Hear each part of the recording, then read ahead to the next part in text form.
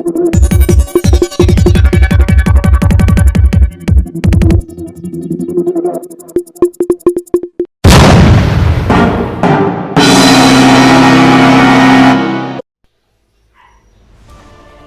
पोलिसांची उत्कृष्ट कामगिरी. घरफोडी चोरी करणाऱ्या आरोपींसह 6,52,420 रुपये किमतीचा मुद्देमाल हस्तगत केला. अंबड पोलीस स्टेशनचे वरिष्ठ पोलीस निरीक्षक सुनील पवार यांच्या मार्गदर्शनाखाली अंबड पोलीस ठाण्याच्या गुन्हे शोध पथकाने घरफोडी करणाऱ्या आरोपीतास ताब्यात घेऊन त्यांच्याकडून घरफोडीची चोरीचे एकूण 7 गुन्हे उघडीस आणले आहेत. अंबड पोलीस ठाणे नाशिक शहर येथे दिनांक 14/8/2024 रोजी फिर्यादी निलेश सखाराम माळी यांना त्यांच्या राहत्या घरी चोरी झाली याबाबत तक्रार दिल्याने त्यांची तक्रारवरून अंबड पोलीस ठाणे येथे गुन्हा दाखल करण्यात आला होता. सदर गुन्ह्यातील अज्ञात आरोपी व चोरी गेले मालाचा शोध घेत असताना अंबड पोलीस ठाणेकडील गुन्हे शोध पथकाचे अधिकारी व अंमलदार यांना गोपनीय बातमीदरम्यान बातमी मिळाली की सदर गुन्ह्यातील चोरी केलेला माल एक इसम 100 एकर परिसरात विक्री करण्याकरिता येणार आहे.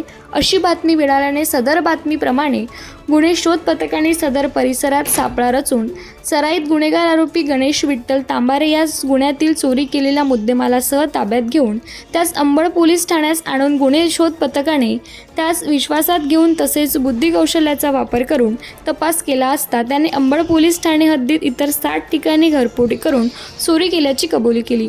याचप्रमाणे अंबड पोलीस स्टेशनमधील एकूण 7 गुन्हे उघड करून 6,52,420 रुपये किमतीचा मुद्देमाल जप्त करण्यात आला आहे.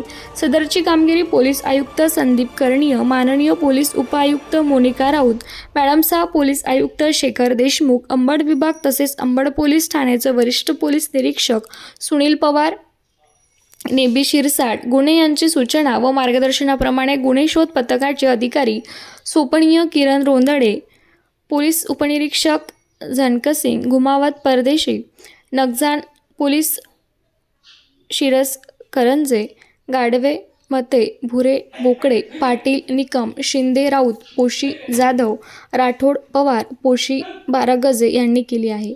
गुन्ह्यांचा पुढील तपास पोहवा अतुल बनतोडे करीत आहेत. सदर आरोपीचा आज रोजी पर्यंत पोलीस कोठडी रिमांड आहे. स्टार लक्ष मराठी न्यूजसाठी रफिक सय्यद.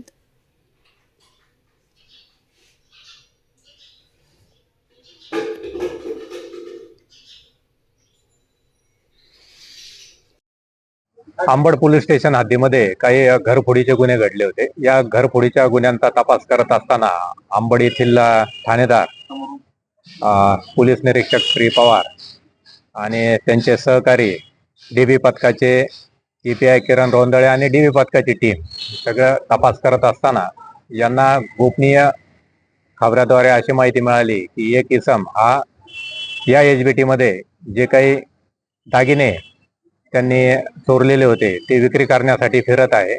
अशा माहितीवरून त्यांनी सराईत आरोपी गणेश विठ्ठल तांबारे याला ताब्यात घेतलं. ताब्यात घेतल्यानंतर त्याच्याकडे तपास केला असता अंबड पोलीस स्टेशन हद्दीमध्ये एकूण 7 घरफोडीचे जे गुन्हे घडले होते ते गुन्हे उघडकीस आले आणि त्यातला सुमारे 6,52,000 रुपयाचा किमतीचे दागिने सुद्धा याच्यामध्ये जप्त केले आहेत आणि गणेश विठ्ठल तांबारे याला या प्रकरणी अटक केलेली आहे. अजूनही या प्रकरणाचा तपास चालू आहे.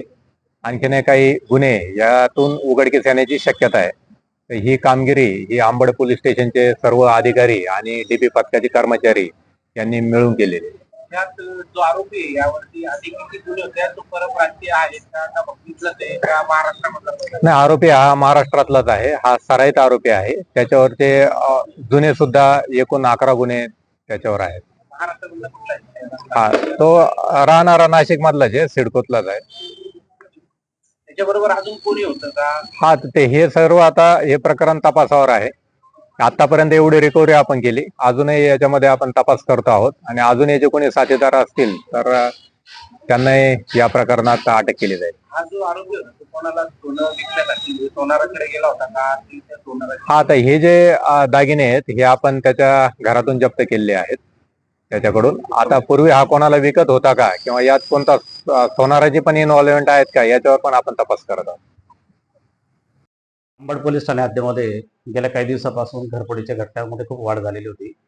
तर त्यामुळे आम्ही रात्रीकरता डीबीचे आम्ही पथक 2 नेमले, आपण 2 अधिकारी दिले आणि त्याच्यामध्ये मग गुप्त बातमीदारांची माहिती, काही स्थानिक रहिवाशांची मदत घेऊन, सीसीटीव्ही कॅमेऱ्याची मदत घेऊन जे काही सराईत गुन्हेगार आहेत त्यांच्यावर आपण वास ठेवलेला होता.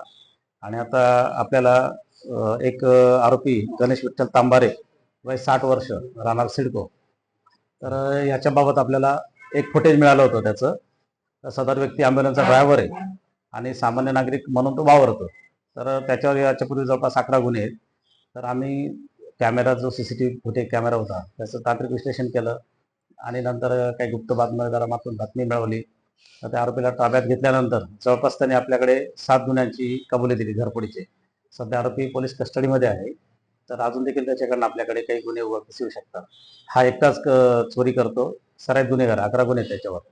आणि याच्यामध्ये तर यापूर्वी पण आपण एक सिकलकरी टोळीचा सदस्य पकडला होता. तर आमच्याकडे जे आहेत आमचे डिटेक्शन पथकाचे स्टाफ, पवन परदेशी एक मते म्हणून, त्यांनी ती कामगिरी केली होती. तेव्हा देखील आपण जवळपास आमच्या पोलीस स्टेशनचे 7 आणि अदर बाहेरचे 2 असे 7 गुन्हे ओपन केले होते.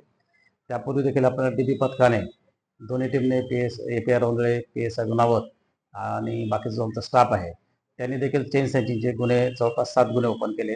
तर ह्या महिने आमची डीबी पथकाची कामगिरी चांगली आहे. माननीय नाशिक पोलीस आयुक्त सर, माननीय समीर कर्णिक सर आणि माननीय DCP जंटो मॅडम, श्रीमती मोनिका राऊत मॅडम आणि ACP शेखर देशमुख सर हे वेळोवेळी आम्हाला मार्गदर्शन करत असतात. त्याच्यामध्ये गुन्ह्याविषयी, तपास करण्याविषयी त्यांच्या मार्गदर्शनाच्या आणि सूचनांच्या सहाय्याने आपण उत्तम जे काय आहे चांगलं काम करण्याचा प्रयत्न करीत आहोत आणि याच्यापुढे देखील आम्ही चांगले गुन्हे उघडकीस आणणार आहोत.